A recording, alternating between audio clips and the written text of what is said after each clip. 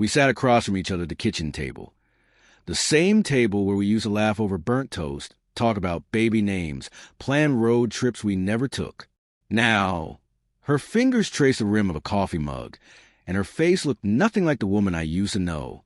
She wasn't angry, wasn't upset, just disconnected. "I'm not leaving you," she said, like she practiced it 100 times in front of the mirror. "It's just a break. I need some space. A month, maybe 2. My breath caught in my throat. A break? With someone else? She didn't say it right away, but I knew. Someone else wasn't her sister, wasn't a friend, wasn't family. It was another man. She was already halfway gone, and I was still sitting there, blinking like I'd misheard her. I asked the one question that burned the fog in my head. "Are you sleeping with him?" She paused, just long enough to tell me the truth, without saying it. "It's not about that," she whispered. I need to understand what I really want. I feel so lost." She made it sound like a healing journey, like she was off to find her inner peace, just happened to be doing it in another man's bed, and she actually believed I should understand, as if I should nod, be supportive, maybe help her pack while she went off and figure out life by replacing me for a while.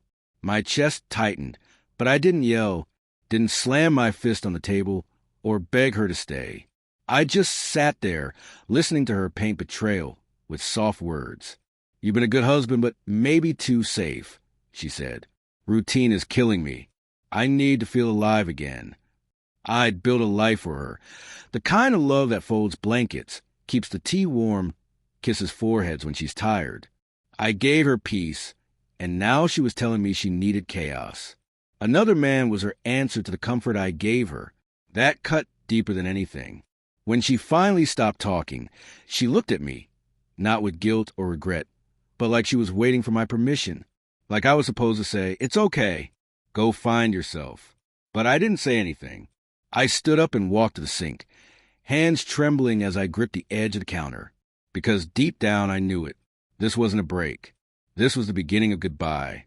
She packed light, just a suitcase, her phone charger, and that little pink blanket I bought her one winter, when she kept saying her feet got cold on the couch. She didn't even cry. No long goodbye, just a casual, "I'll call you sometime this week." And then the door clicked shut. The silence that followed didn't feel peaceful. It felt like a funeral.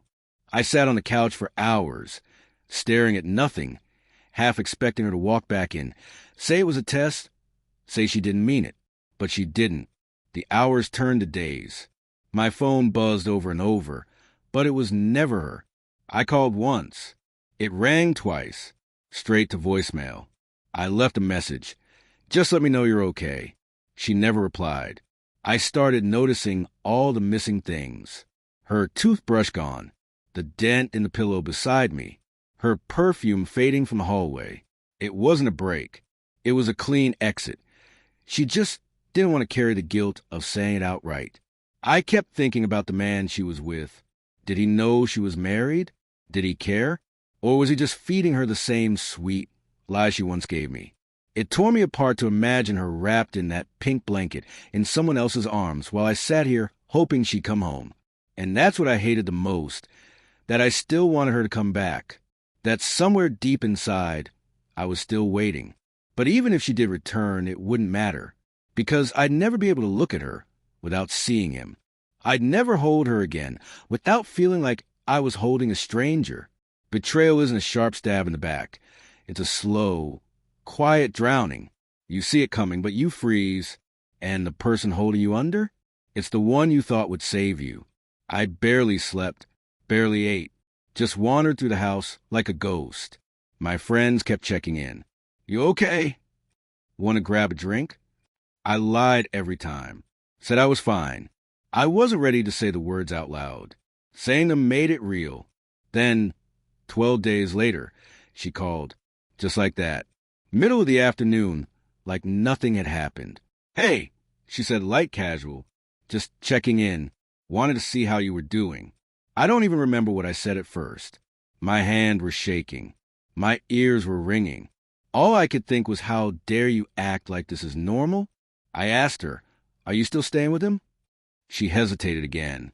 We're just sharing space, she said. Sharing a bed too? Silence. And that silence told me everything. It wasn't confusion. It wasn't temporary. She had made a choice.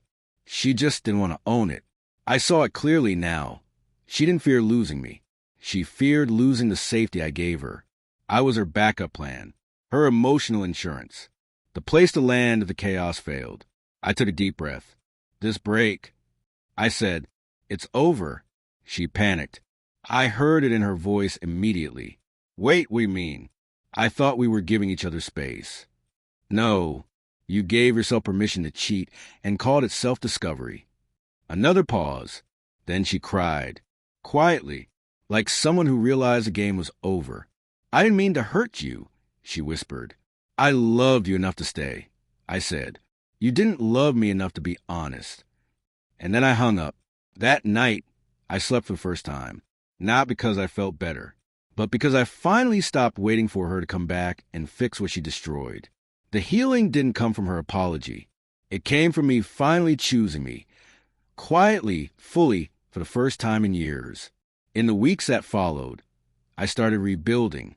I donated the pink blanket, deleted her playlists, took different routes to avoid places that still smelled like her.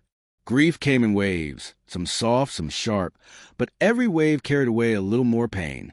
She messaged once after that, "Are you sure this is what you want?" I never replied, because the truth is, I didn't walk away. She did.